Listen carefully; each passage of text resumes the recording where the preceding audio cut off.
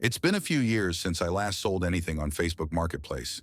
Last time I was moving out of an apartment, just trying to offload stuff I didn't need. But recently I had some extra things lying around, and I figured I'd give it another shot.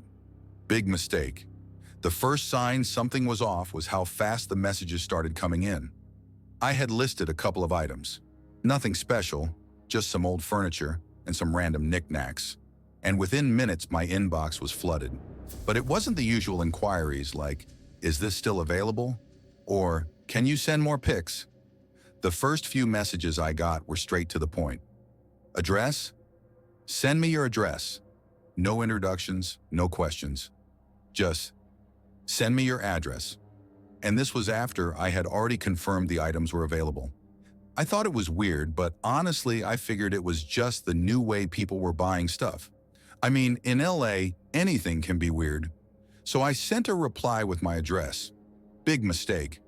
The next message came a couple of minutes later. "I'm on my way." At first I thought, okay, this is fast, but whatever.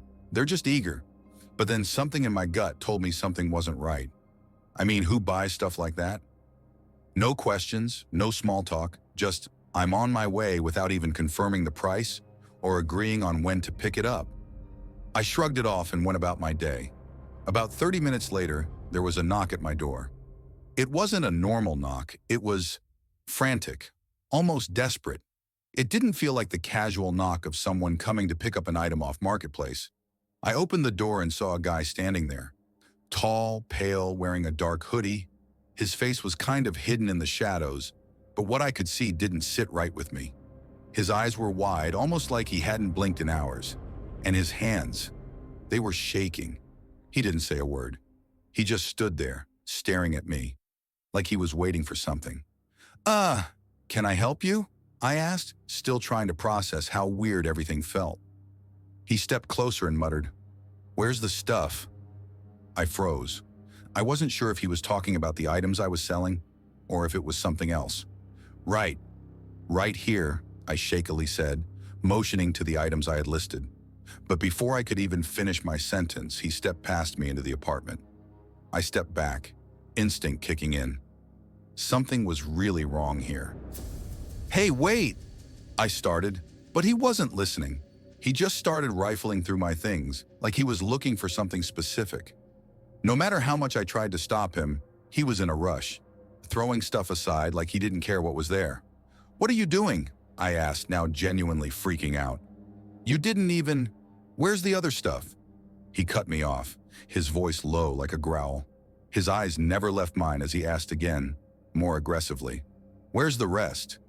"I don't know what you're talking about," I said, my heart racing. "I just have these items for sale." I started backing up toward the door, but before I could make a move, the guy locked the door behind me with one quick motion. My stomach dropped. I could feel panic rising in my chest, but I didn't know what to do. "Listen," I said, my voice shaking. "You need to leave. Now." But he didn't listen. Instead, he walked toward the kitchen and grabbed a random knife from the counter. My blood ran cold as I realized he wasn't here for some old furniture or lamp. He was looking for something he thought I had. He turned to face me, the knife in his hand, and said in a voice that sounded like it was coming from a different place entirely, "I know it's here. You're hiding it. Where is it?" I didn't know what the hell he was talking about. My mind raced trying to piece it together, but there was no time. I had to get out. I bolted for the back door, but as soon as I reached the handle, the lights flickered, and the room went pitch black. I froze. In that darkness, I heard movement. Footsteps, fast and coming closer. I spun around, my breath caught in my throat, but the guy was gone, like he just vanished into thin air. I didn't wait to check. I kicked open the back door, ran out into the alley, and didn't stop until I was safely in my car. I drove around for hours trying to calm myself down, trying to make sense of what had just happened. I never saw that guy again, but the listing was still up. But now, every time I thought about deleting it, I felt watched, like there was something out there waiting. So I deleted everything. My ads, my profile, everything. I don't know what he wanted. I don't know what he was looking for, but I'll never sell anything on Facebook Marketplace again. Some things are better left alone. It started like any other Facebook Marketplace find. I was looking for a vintage leather jacket, something with character. When I found it, everything looked perfect. The size was right, the condition was great, and the price was too good to pass up. I messaged the seller, and within minutes we had a deal. Something didn't feel right about how quick the seller wanted to meet up, but I ignored my gut feeling and went anyway. The house was on the edge of town, in a rundown neighborhood. It looked almost abandoned, windows boarded up, weeds overgrown. But then the porch light flickered on, and a figure appeared at the window. I rang the doorbell, but no answer. A few seconds later, my phone buzzed with a message. "Go round back." I hesitated, but I was already there. I walked around to the back, past an overgrown hedge, and found the door cracked open. I stepped inside, expecting a normal house. But as soon as I crossed the threshold, everything changed. The place was dark, not just dim, but suffocating. The air was stale, like no one had lived there for years. There was old furniture covered in dust, and then I heard it. Whispers. It wasn't just one or two voices, but a low murmur, like a conversation happening in another room. I froze, trying to figure out where it was coming from. "Hey, over here!" The voice came from the shadows. My heart raced as I stepped forward. And that's when I saw them. People. Standing completely still in the center of the room, all facing me, but their faces hidden by the dark. At first, I thought I was seeing things, but then the whispers grew louder. The air felt thick with tension, like something was watching me. "Who are you?" I asked, trying to sound calm, but my voice cracked. One of them stepped forward. A man. His eyes weren't just dark.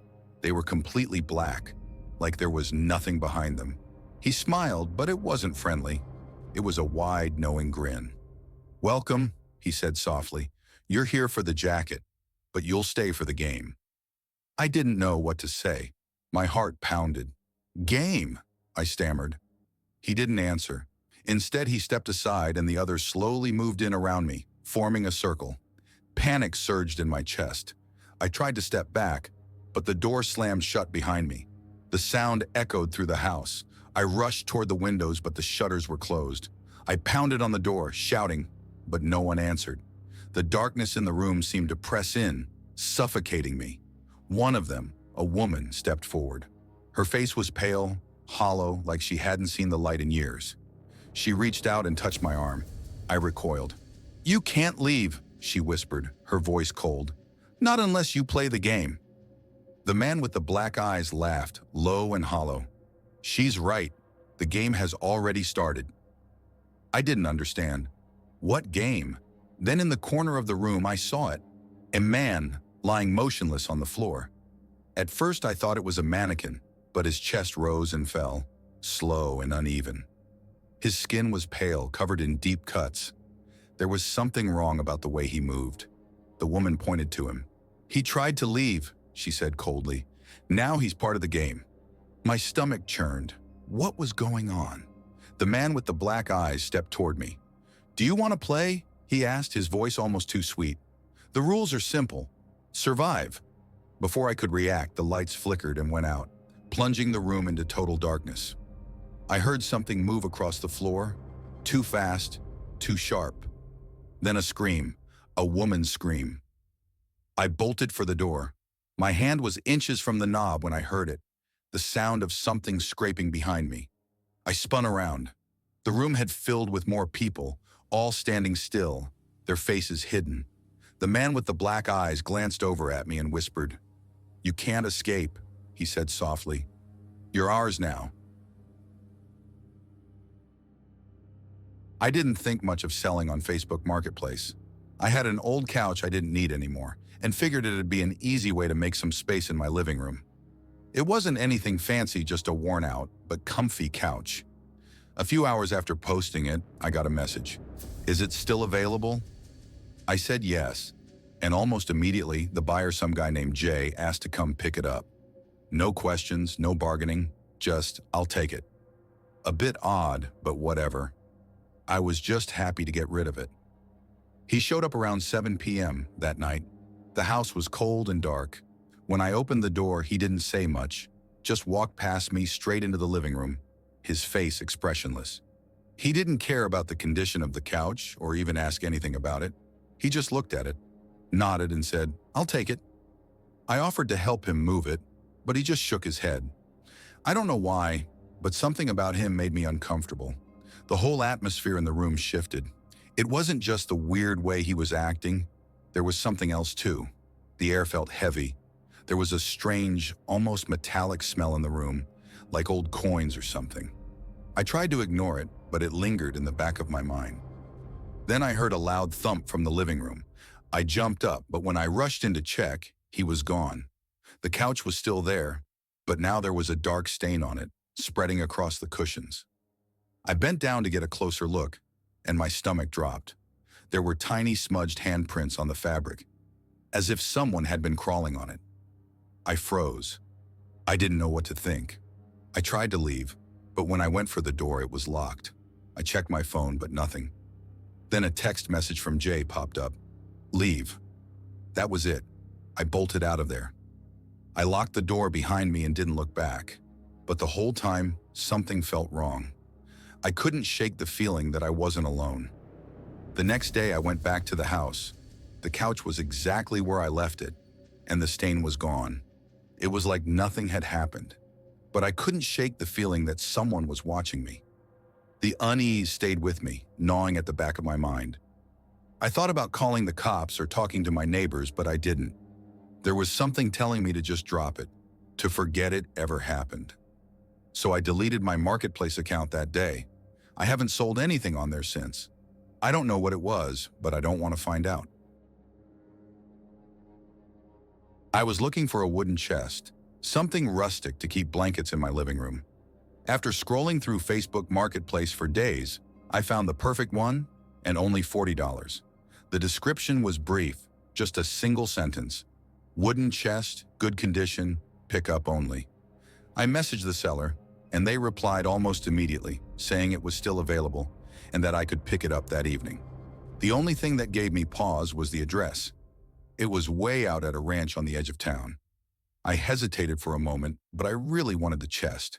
The seller gave me specific directions. Take the old highway, turn left at the rusted mailbox, and follow the dirt road all the way down. It sounded straightforward enough. By the time I left, the sun was setting. The dirt road was narrow and uneven, with dry grass brushing against the sides of my car. The deeper I drove, the more isolated it felt. That's when I saw what looked like a figure standing in the field off to the right. They were wearing a plain white mask, featureless and almost glowing in the fading light. My stomach tightened, but I told myself it was probably just a scarecrow. People out here must do weird things like that. Or it was my mind playing tricks on me. I kept driving, but then I saw another one. This one was standing closer to the driveway, just a few feet from the road. Same mask, same eerie stillness. I slowed the car, gripping the wheel tightly, and glanced at my phone. No signal. My heart started to race, but I told myself I was overthinking it. Finally, the ranch house came into view. It was small and run down, with peeling paint and a single yellow porch light flickering faintly. I parked and sat there for a moment, debating whether I should even get out. But I'd come this far. As I stepped onto the creaking porch, the front door opened before I could knock. A man in his 60s stood in the doorway. His clothes were neat, but his smile was too wide, and his eyes didn't match the friendliness in his voice. "You must be here for the chest," he said, motioning me inside. The house was quiet and smelled like old wood and something faintly sour, like rotting fruit.